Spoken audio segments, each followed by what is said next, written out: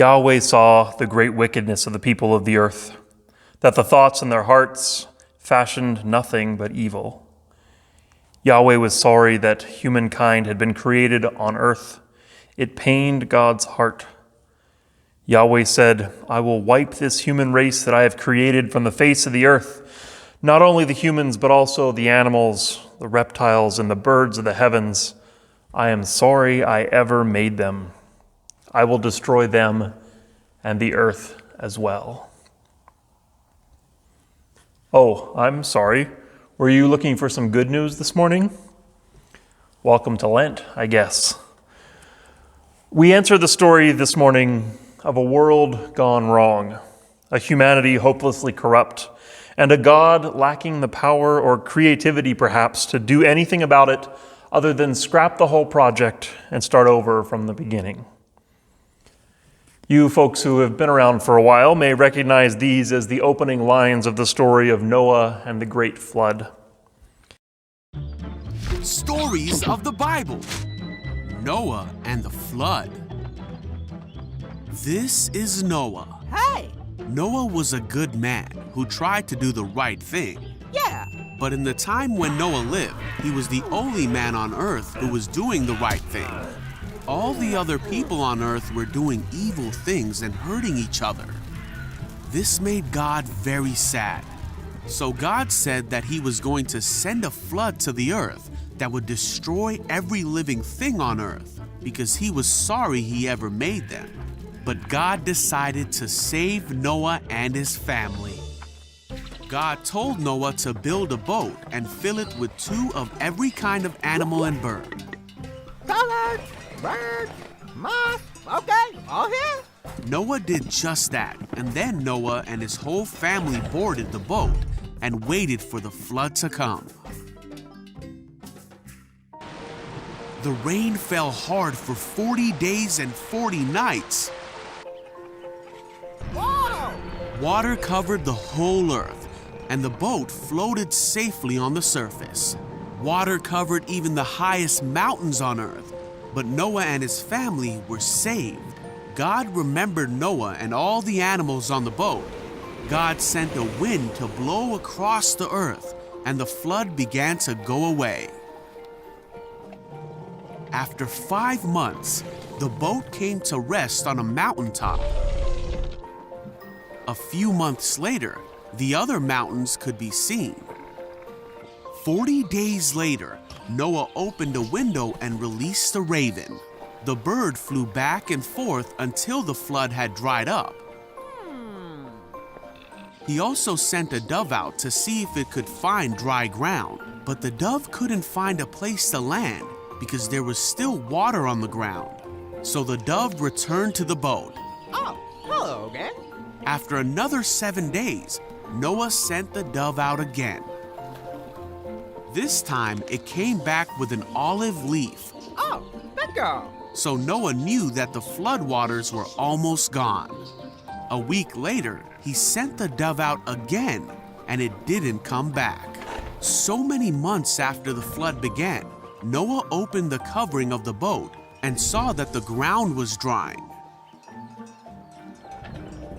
He waited 2 more months, and at last, the earth was dry. Then God said to Noah, "Leave the boat, all of you. Release the animals so they can be fruitful and multiply throughout the earth." Okay. So Noah, his family, and all the animals finally left the boat. See ya. Noah built an altar to the Lord to make a sacrifice to God. God was pleased with Noah's offering and said to himself that he would never again destroy every living thing on earth. God blessed Noah and his sons and promised them that he would never send another flood. He gave them the rainbow in the sky as a sign of this promise to Noah, his family, and all of mankind.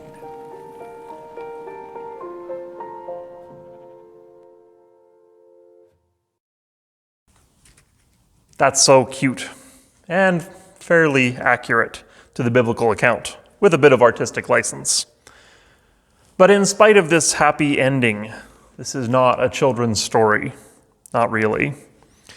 It's actually a very different kind of story than we're used to reading in the Bible entirely. Most Bible stories go something like this. First, humans have a problem, often because of something that they've done.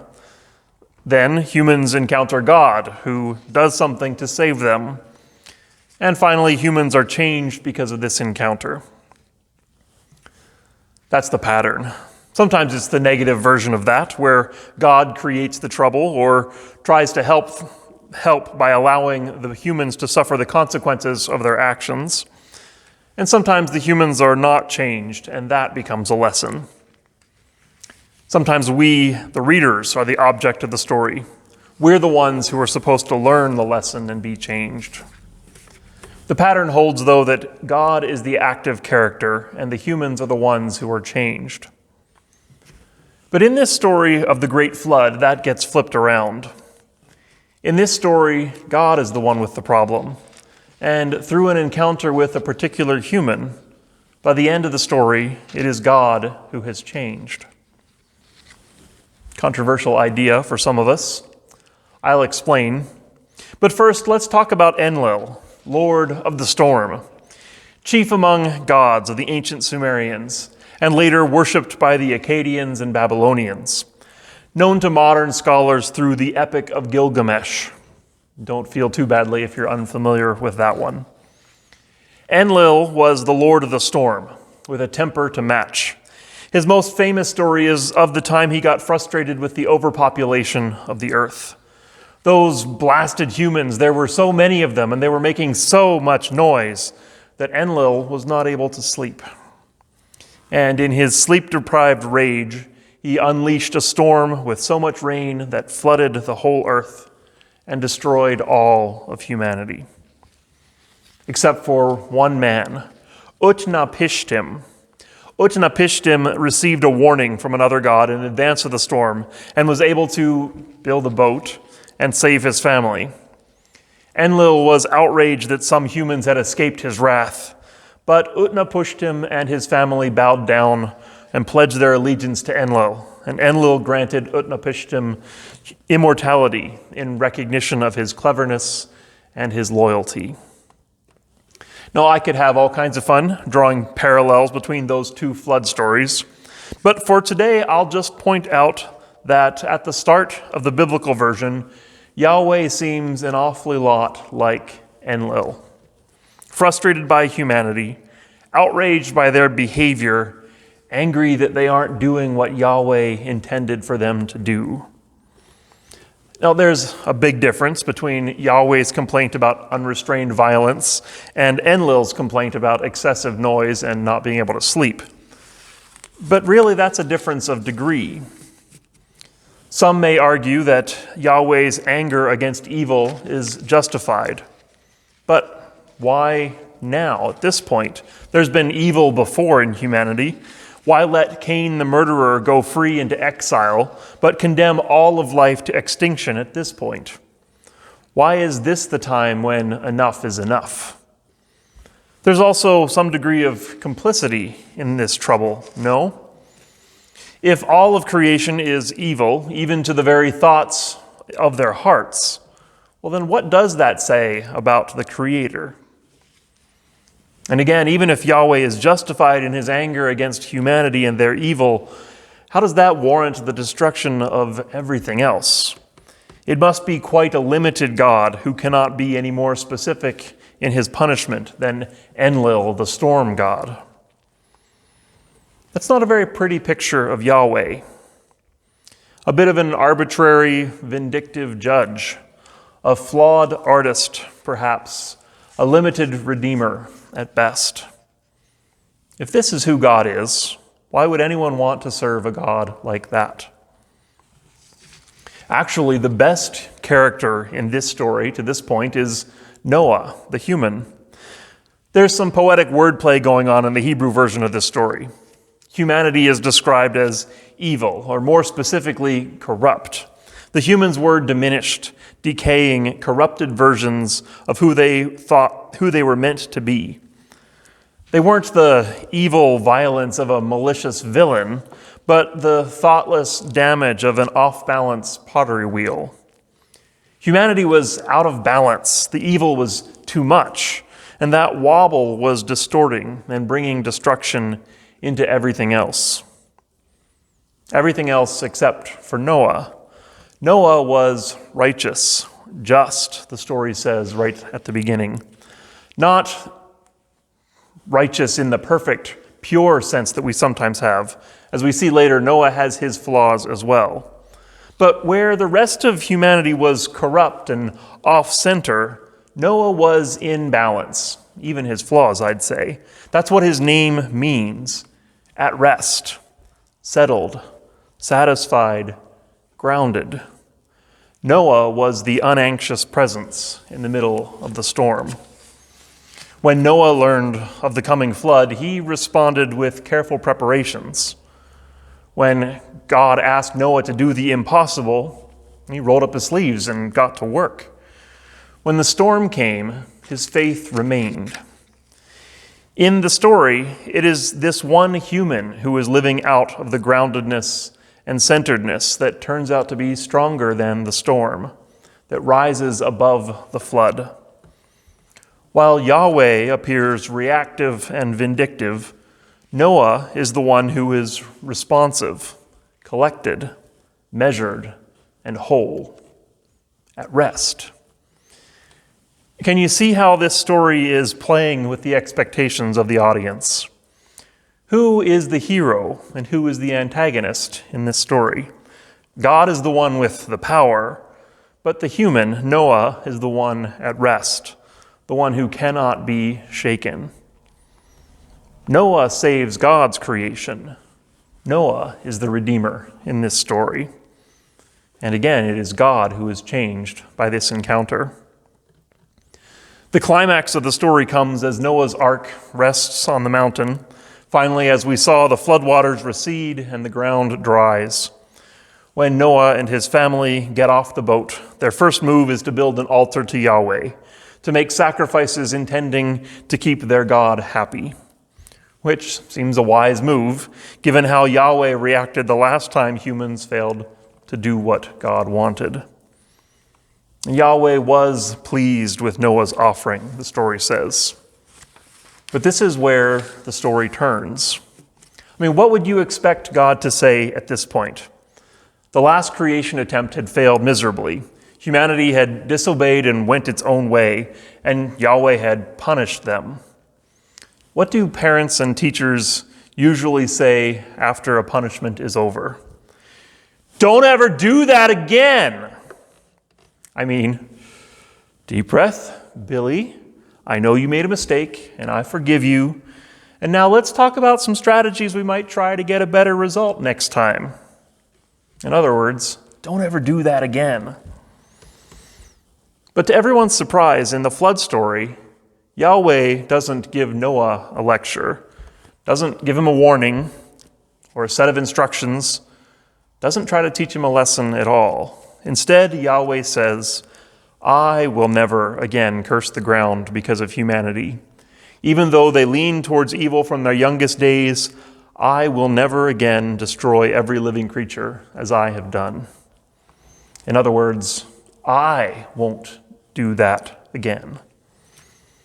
Somehow it is Yahweh who has learned the lesson here. The teachable moment lands on the opposite of what we expect. God doesn't give Noah a set of commands to follow, doesn't demand obedience in order to earn God's favor.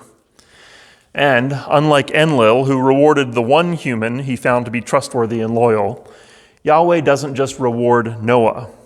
Yahweh makes the covenant the reward with all of humanity and all of creation. Because this covenant has nothing to do with Noah's character. It is Yahweh, their character, who is trustworthy and loyal. And that's what matters. As long as the earth endures, seed time and harvest, cold and heat, summer and winter, day and night shall not cease. Consistent, compassionate, faithful, and redemptive. That is who Yahweh is revealed to be. And that's a very significant difference from who Yahweh appeared to be at the start of the story. Now, I don't really think that God had a complete personality change because of the flood and the faithfulness of Noah. What is changing in this story is not who God is, but it's the storyteller's understanding of who God is. The unpredictable, vindictive, limited God at the beginning of the story was like Enlil. That was what the ancients expected of their gods. They lived in a world that was like that, unpredictable, vindictive, and limited. That's what they knew, and that's what they expected from the gods. Rather than fighting that, the storyteller lets the audience start there, but then nudges them along the way. You're right, the world is full of violence and selfishness. But look at Noah. It doesn't have to be that way. There is a way to live in the middle of that is grounded and whole and just. You're right, there are floods sometimes, and the innocent get caught up in that. But look, there's also an ark.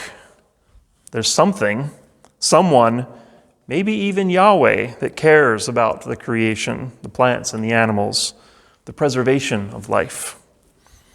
And you're right, the world is full of death and destruction. But look, there's a rainbow. There is new life that comes. Yahweh has not abandoned us to annihilation. Yes, there is much we don't understand. The chaos of the deep waters is overwhelming. But look, there is a covenant, a promise, a God who is for us, who meets us in the depths and carries us through. As those who hear the story follow those nudges, a whole new way of seeing emerges, revealing Yahweh as she has been all along. Not denying the reality of the corruption and destruction of the world, but alongside that, like Noah, offering a different way of seeing and being. From the beginning, God has always been about the path of Noah, the path of wholeness, justice, and rest.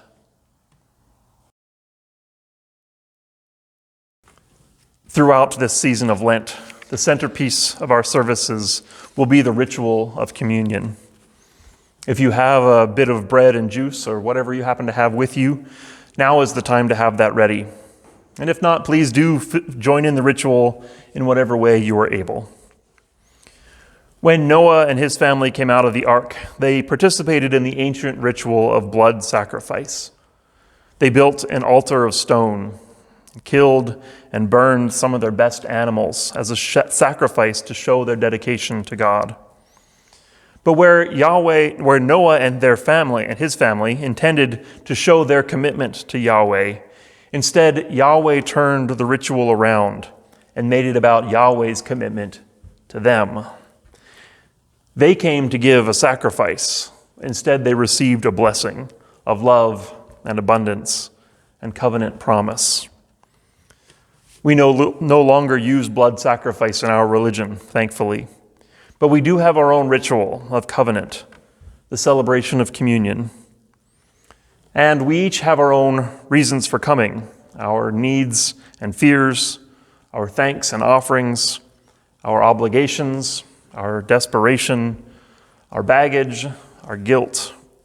But like Noah, when we come to this altar, what we find is that God is not here to ask anything of us. God is here to show us who God is. Pray with me the prayer of confession and assurance. We have heard that you are present in the depths, and we have come to see if it is really true. Source of life, we call to you from the depths of our hearts. It's true that we have been afraid to dive into the deep waters. We have stayed too close to the surface, kept too closely to ourselves, gotten out of balance, given in to our fears. And yet, faithful or not, ready or not, here we are, wading into the deep waters of communion. Hear our call and answer us from the depths of your unfailing love. Brothers and sisters, on the night before Jesus was crucified, He shared a meal together with his friends. During that meal, Jesus took bread, and when he had given thanks, he blessed it and broke it and shared it among them.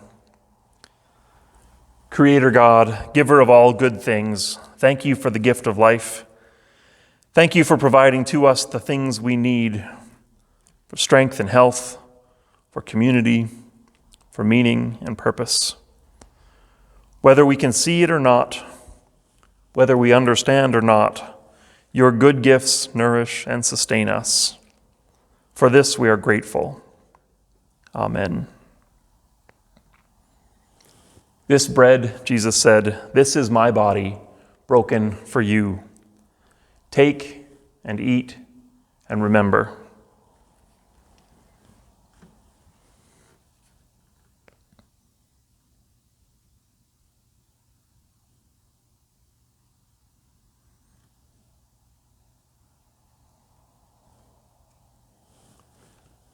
That same night, Jesus also took a cup of wine, and when he had given thanks, again he shared it together with his friends. Let's pray. God of life, Savior of the world, thank you for your gift of love.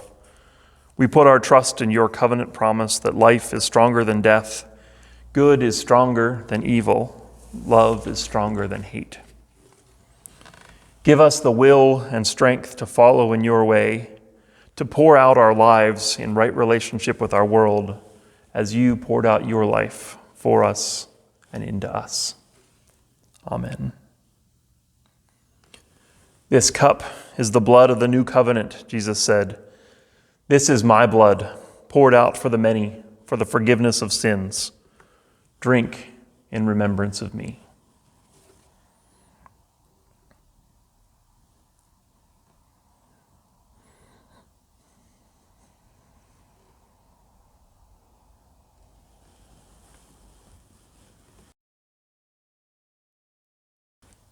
And now let's continue with the sermon, part B.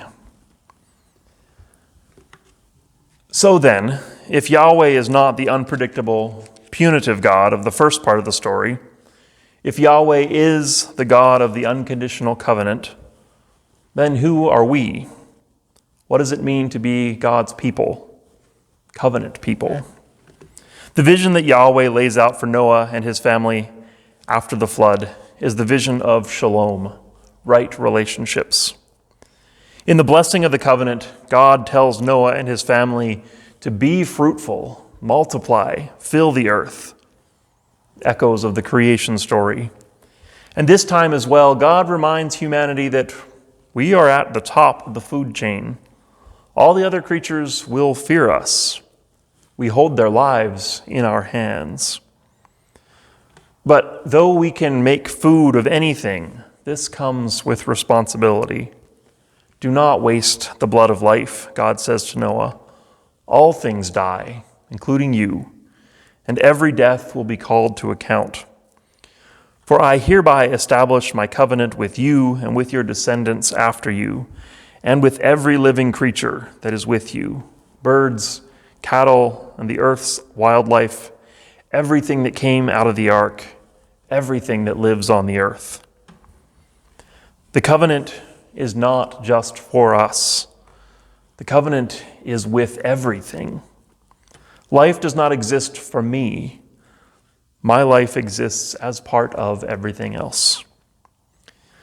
That kind of covenant way of life is hard to explain through the words of a sermon. It's something that needs to be experienced and practiced. My family spent a morning at Wanaskewin this week, and I was impressed by some of the displays that have been developed there since the last time I visited. The spirit of that place speaks deeply to what covenant life looks like, I think. The respect for the land, the awareness of the sacred in the various seasons, the partnership with and learning from the buffalo and other animals, the gratitude for all of life and humanity's humble place within it. If you haven't been to Wanaskewin for a while, I definitely recommend spending some time there and thinking about this covenant way of life. I think that holistic approach was what was missing for humanity at the start of the story. The off-balance, the corruption that was the loss of that communal perspective. It's the destruction that comes when one part of the system elevates its own interests above the good of the whole. And the antidote to that was the life of Noah, whose name and life again bear witness to rest, contentment, gentle service.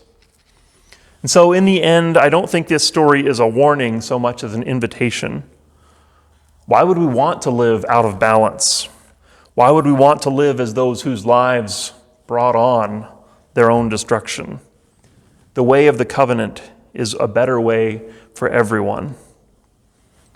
I love this creative addition to the flood story by Rabbi Sandy Eisenberg Sasso, A Prayer for the Earth, the story of Naamah, Noah's wife. Naamah was Noah's wife, and why was she called Naamah? Because her deeds were ne'emim, pleasing, from the ancient Jewish Midrash tradition on the book of Genesis. In the time when the world was still young, plants and animals and people filled all creation. In Earth's garden there lived a man named Noah and a woman named Naamah. Noah and Naamah were kind and loving and walked in God's ways. But God said to Noah and Naamah, I have seen great wickedness on the earth. There is too much hate in people's hearts, but your hearts are good. You can help me begin again. To Noah, God said, make an ark for your family and for 2 of every animal that lives on this earth, birds and cattle and creeping things of every kind. And to Naamah, God said, walk across the land and gather the seeds of all the flowers and all the trees. Take 2 of every kind of living plant and bring each onto the ark. They shall not be for food, but they shall be your garden to tend and to keep. Naamah did as God commanded. She journeyed into the forest and carefully gathered the spores from the moss that made a carpet at her feet. She placed them in the cool, deep pockets of her apron, away from the light of the sun. She picked acorns from the oak trees and nuts from the pecan and pistachio. The winged seeds of the maples snapped under the gentle pull of her hands. She carefully lifted the seedlings of the cedar and the cypress, the persimmon and plum. Naamah walked right past the dandelions, pretending not to notice their feathery yellow heads sprouting over the grass. Naamah, God called, gather seeds of every living plant. And Naamah knew that God meant the dandelions too. Reluctantly, she placed their seeds in her pockets with all the others. Sunflowers and buttercups, orchids and jasmine, dahlias and daffodils, lilies and lavender. When Naamah had collected the seeds and seedlings of every living plant, she brought them onto the ark and arranged every plant and seed, each in its special place. Then she made a sign that read, Naamah's garden. These plants are not for food. Then the sun disappeared, lightning flashed and thunder boomed. Dark clouds filled the sky and rain poured from the heavens until the waters covered all the lime green aspens and the emerald green pines. Noah and Naamah looked out over the waters and were sad for all that had been destroyed. For 40 days and 40 nights the skies never brightened and the rains never ceased. After 40 days the rains ceased and a rushing wind rolled over the waters. Black sky softened into shades of blue.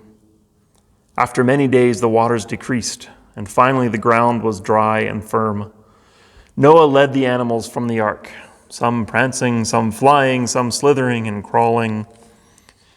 And Naamah carefully placed all the seeds and seedlings in the deep pockets of her apron. She knelt down and made small cradles in the soft, damp earth in which to plant. She placed downy tufts of milkweed seeds in her palms and held them up to the sky to let the wind carry them in all directions. She took off her sandals and let her feet sink into the soft soil. She sighed with delight at the touch of the land, and she worked without rest.